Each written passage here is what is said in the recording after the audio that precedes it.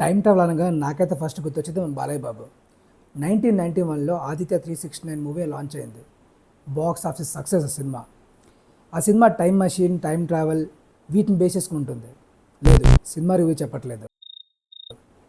ఆ కాన్సెప్ట్ని బేస్ చేసుకొని స్నోఫ్లేక్ వాడు టైం ట్రావెల్ విత్ డేటా అని కొత్త కాన్సెప్ట్ని తీసుకొచ్చాడు. కాకపోతే దీంట్లో మరి సంవత్సరాలు బట్టి మనం టైం ట్రావెల్ చేయలేము. ఒక 90 డేస్ బ్యాక్ వరకు టైం ట్రావెల్ చేసి మన డేటా మనం కరెక్ట్ చేసుకోవచ్చు. ఆ ఆప్షన్ మనకి స్నోఫ్లేక్ ప్రొవైడ్ చేస్తుంది. డీటెయిల్గా చెప్పాలంటే ఈ స్నోఫ్లేక్ టైం ట్రావెల్ మనకి హిస్టారికల్ డేటాను క్వరీ చేసుకుని యాక్సెస్ ఇస్తుంది before it is changed or deleted.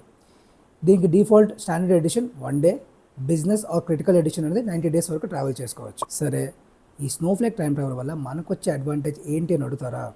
For example, ఏమైనా యాక్సిడెంటల్ డిలీట్స్ అప్డేట్స్ అయితే మనం హ్యాపీగా ప్రీవియస్ డేస్కి వెళ్ళి రోల్ బ్యాక్ చేసుకోవచ్చు. అలానే ఆడిటింగ్ అండ్ డీబగ్గింగ్, మన డేటా అనేది over the period of time ఎలా చేంజ్ అయింది అనే అనాలిసిస్ కూడా చేసుకోవచ్చు. నెక్స్ట్ వచ్చేసి testing with snapshots.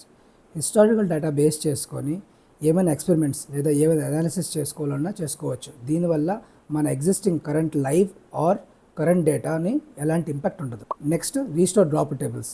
By mistake లేదా ఏదైనా బిజినెస్ క్రిటికల్ టేబుల్స్ ఏమైనా డ్రాప్ అయిపోతే వాటిని కూడా మనం రీటైన్ చేసుకోవచ్చు. కాకపోతే గుర్తుపెట్టుకోవాల్సింది ఒకటేంటంటే, ఈ స్నోఫ్లేక్ టైం ట్రావెల్ అనేది 90 డేస్ రిటెన్షన్ పీరియడ్లో ఉంటుంది.